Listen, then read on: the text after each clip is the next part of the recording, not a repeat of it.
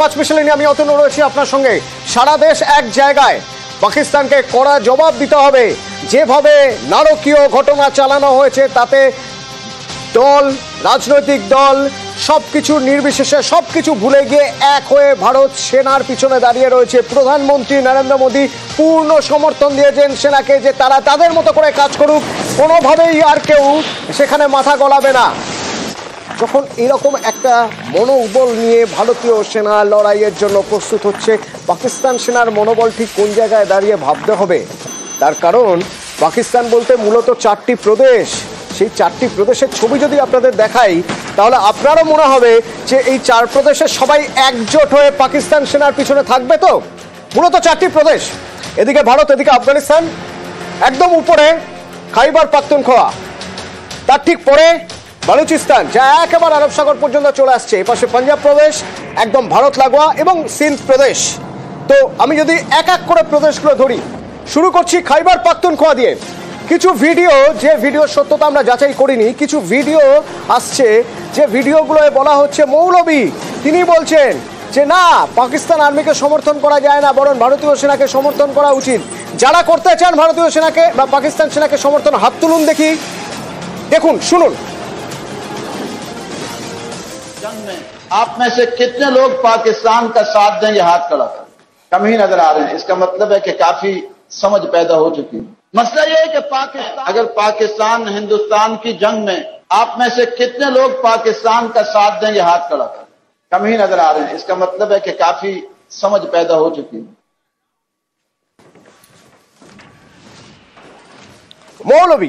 মৌলভী নিজে কি বলছেন তার নিজের জীবন থেকে, তার নিজের সঙ্গে যা যা হয়েছিল, জেলে যেতে হয়েছিল, সেই সব নিয়ে তিনি কি বলছেন। পাকিস্তানের সঙ্গে আছেন তো, শুনুন। ईमान दायो खबर और इकबल खबर मसलूम ये हिंदुस्तान पर पाकिस्तान हमलों का ईमान दायो खबर और इकबल खबर मसलूम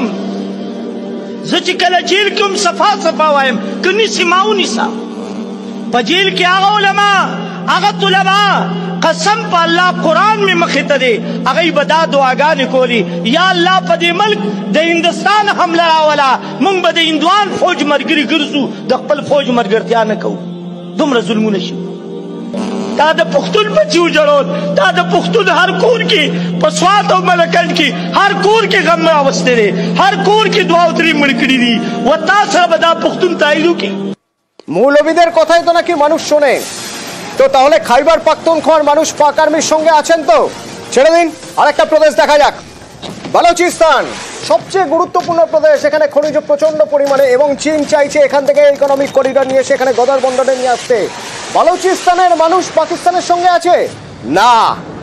বালোচ লিবারেশন আর্মি গত 2-3 দিন ধরে তারা তাদের মতো অপারেশন চালিয়ে যাচ্ছে, ট্রাফিক সিগন্যাল আটকে অপারেশন করছে।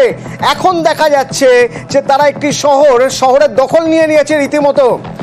মনগোচর এই শহরের প্রশাসনিক ভবন যত রয়েছে, ব্যাংক অফ পাকিস্তানের অফিস রয়েছে, জুডিশিয়াল অফিস রয়েছে, সেই সব অফিসে এরা আগুন ধরিয়ে দিয়েছে এবং হাইওয়ে থেকে এরা একটা প্রিজন ভ্যান কবজা করে নিয়ে সেখান থেকে 10 জন অপরাধী তাদেরকে ছেড়ে দিয়েছে।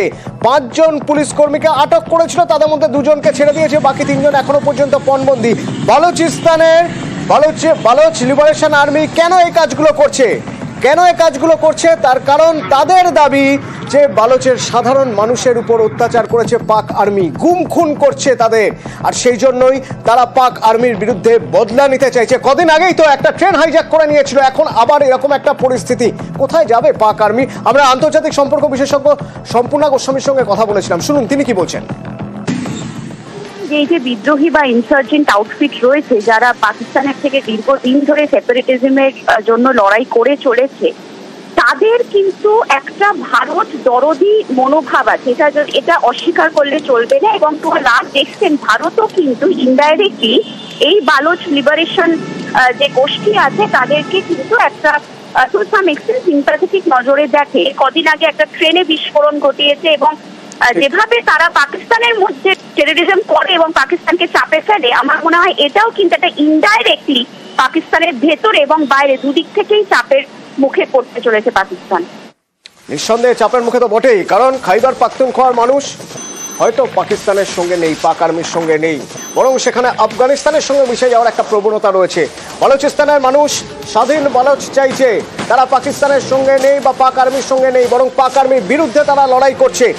সিন্ধ প্রদেশ নিয়ে সেরকম কথা শোনা যায় না, কিন্তু কিছু ভিডিও, আগেও বলছি, এই ভিডিও সোশ্যাল মিডিয়ায় ঘুরছে, আমরা এই ভিডিও সত্যতা যাচাই করিনি, বরং ফ্যাক্ট চেক করিনি, কিন্তু ভিডিওগুলো তো একবার দেখা দরকার। দেখুন, শুনুন।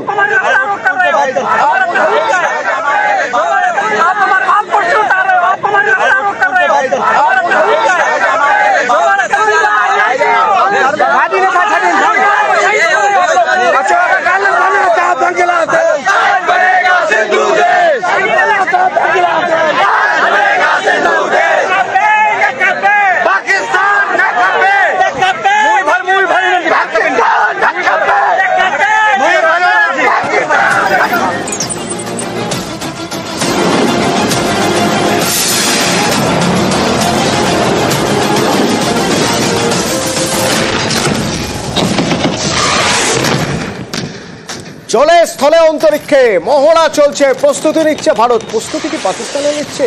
কদিন ধরে পাকিস্তান জানাচ্ছে, পাকিস্তান মিডিয়া জানাচ্ছে যে তারা গ্রাউন্ড টু গ্রাউন্ড তারা মিসাইল টেস্ট করছে, কিছু ক্ষেপণাস্ত্র টেস্ট করছে তারা। কিন্তু পাক মিডিয়া যে মিসাইল টেস্টের ছবি দেখাচ্ছে, সেই ছবিতে ফাইল শট কেন? তাহলে কি পুরনো ছবি? তাহলে কি নকল ছবি? আদৌ এখন টেস্ট হচ্ছে না, আগে টেস্ট হয়েছে সেই ছবি? প্রশ্ন তো উঠবেই। তার কারণ যদি লাইভ ভিজুয়াল হয়, তাহলে পাক মিডিয়া ফাইল দেখাচ্ছে কেন? ফাইল শট দেখাচ্ছে কেন? ফাইল মানে তো আর্কাইভ, মানে পুরনো ভিজুয়াল, প্রতীকী ভিজুয়াল। তাহলে কি সত্যি টেস্ট হচ্ছে না?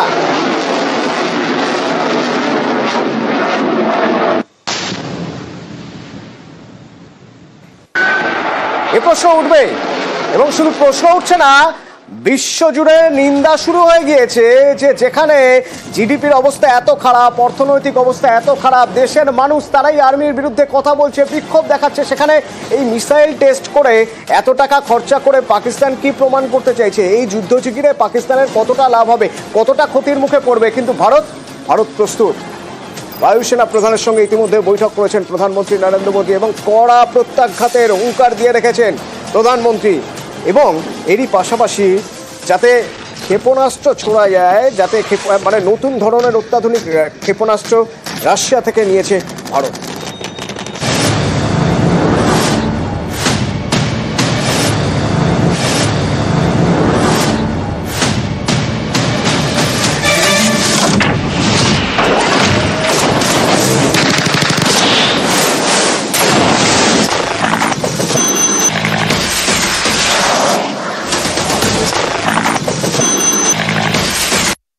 हम एक मत है कि आतंकवाद मानवता के लिए सबसे बड़ा खतरा है।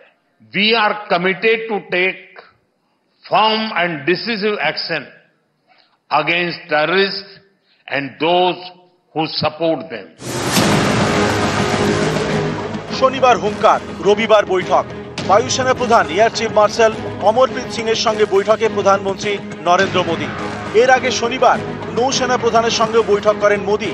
লাগাতার সেনা কর্তাদের সঙ্গে বৈঠকে স্পষ্ট, পহেলগাঁওয়ের জঙ্গি হানার বদলা নিতে কোমর বাঁধছে ভারত। और मेरा यह दायित्व है कि अपनी सेना के साथ मिलकर देश के ऊपर आंख उठाने वालों को मुंहतोड़ जवाब दूं।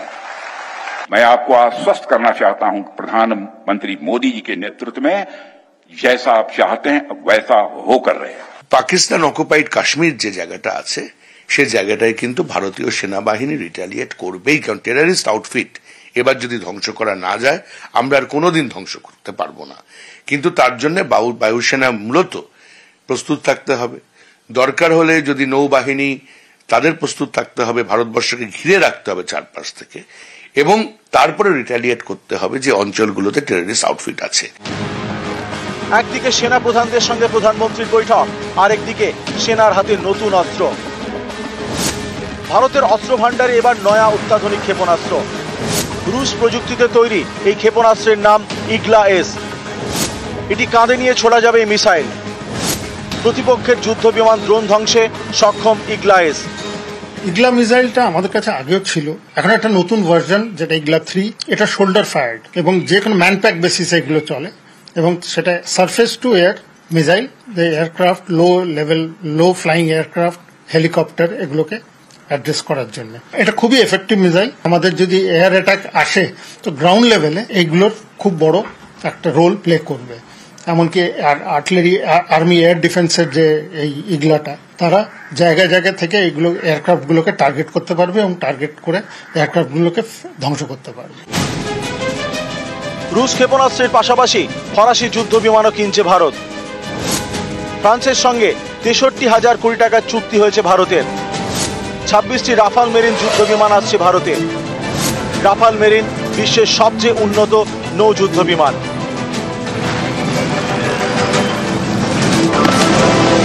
গত 22 এপ্রিল কাশ্মীরে হত্যালীলা চালায় জঙ্গিরা। পেহেলগামে বেছে বেছে পর্যটকদের গুলি করে খুন করে। এই ঘটনার পরেই ফ্রান্সের সঙ্গে রাফাল চুক্তি চূড়ান্ত করে ভারত। পেহেলগাঁওয়ের হামলার পরদিনেই এক বিএসএফ জওয়ানকে আটক করে পাকিস্তান।